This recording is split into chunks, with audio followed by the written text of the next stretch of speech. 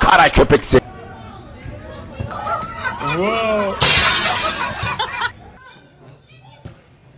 Duygularım darmadağın, anlayamazsın. O çö. Ahmet geldi. Maçın. Abi geldi çekti. Korktum arkadaşlar.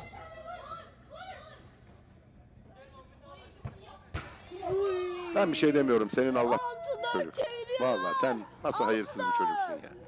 İşte geliyor özel harekat, işte geliyor özel harekat.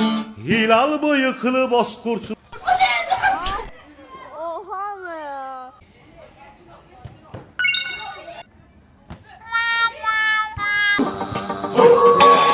Mənəm Türk, önümə gələn hürk. Danışam indilər, hər gün bir hilə. Bərkiyə qadağalarım, doğrana dilim eli ilə. Mənəm burada sahibi mülkətim, türkdü qanım türk. Yer üzündə kul mənəm, düşmanıma qul mən. Nəsimi kamanından bıraxdığı o tir mənəm, tir mən.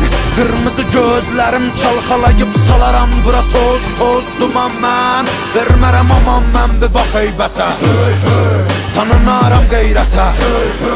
Bağlıyam risalətə, Babək kimi doğranamaya cüsarətə.